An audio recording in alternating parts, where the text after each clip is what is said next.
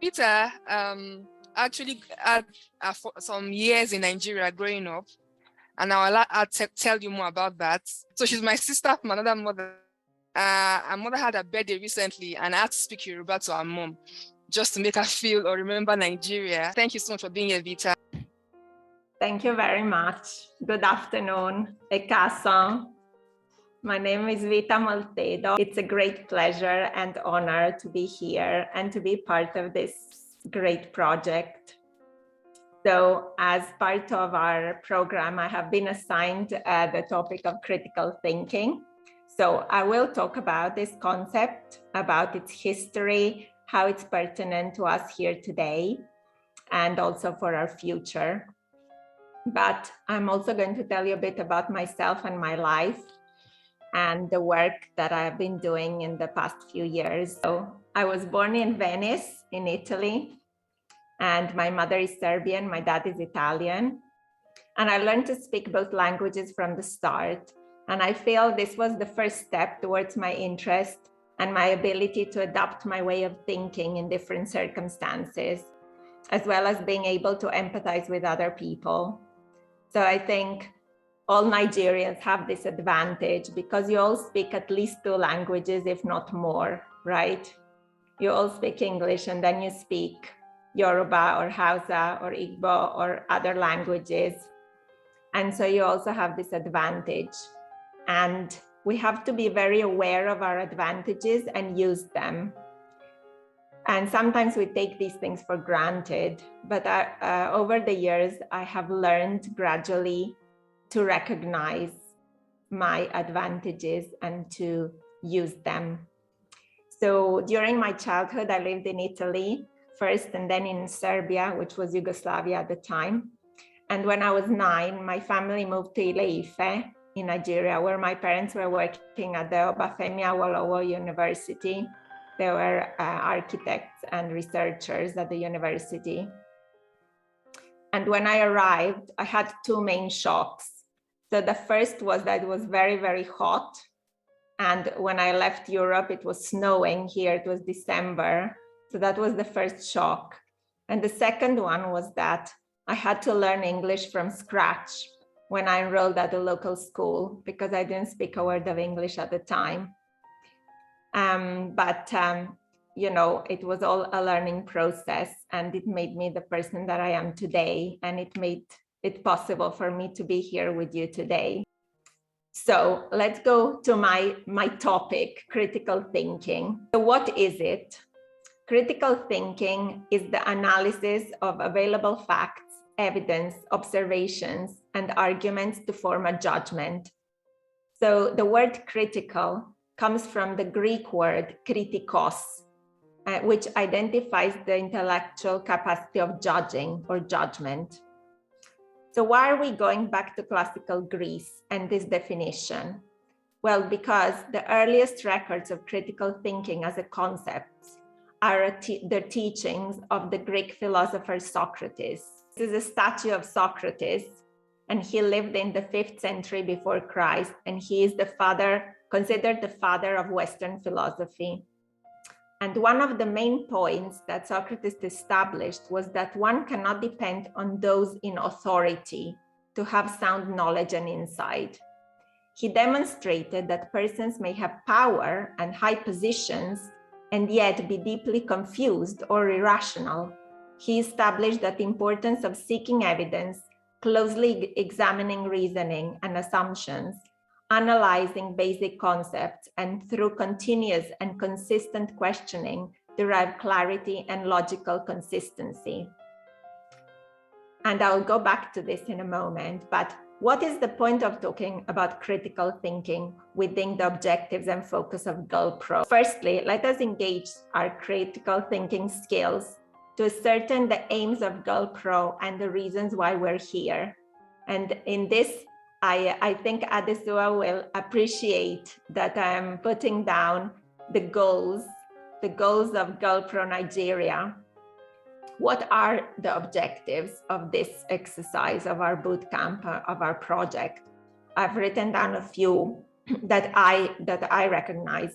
So to develop self-confidence, to improve our skills, to improve our career prospects, to widen our personal network, to improve our future and our life,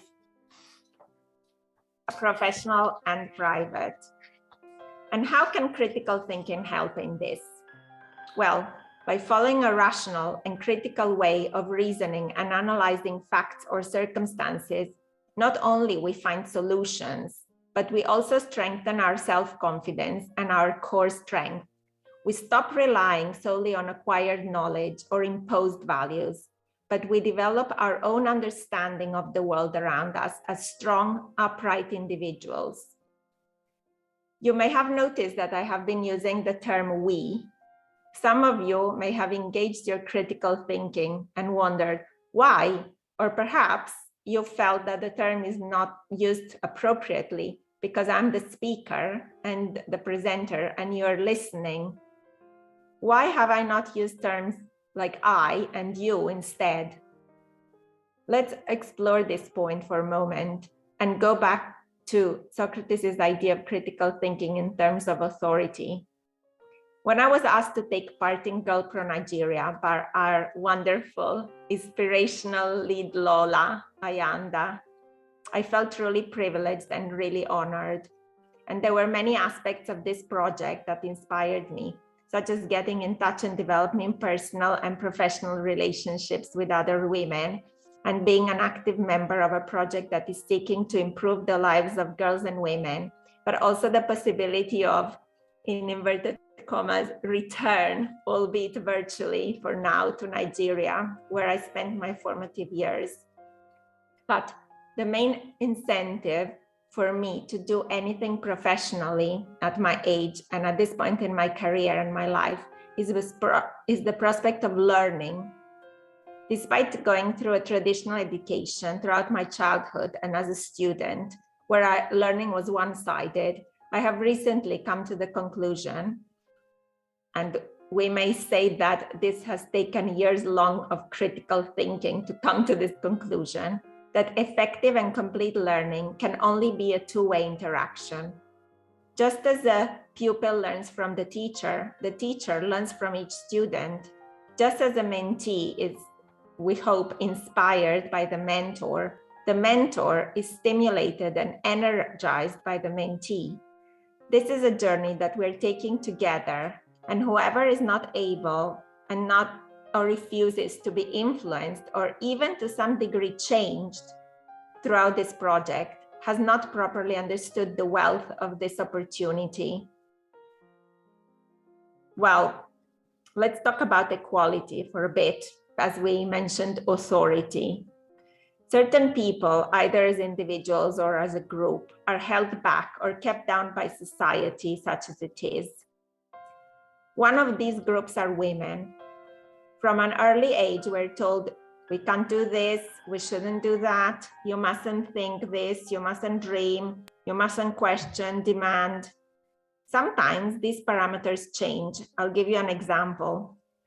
I remember my friend Melanie in Scotland.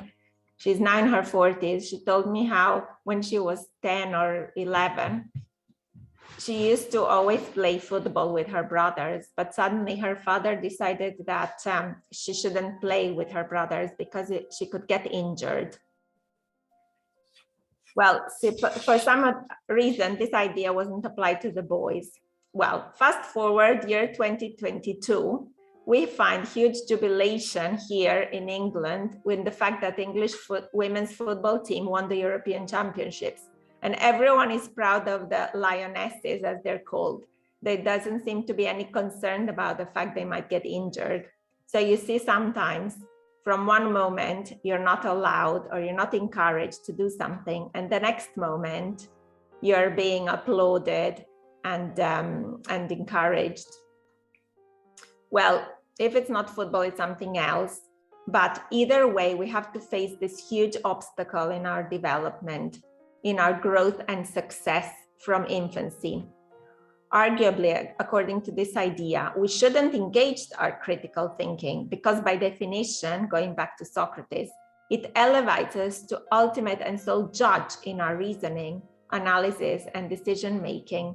potentially questioning or disagreeing with persons who are for one reason or another in a position of authority in that particular situation.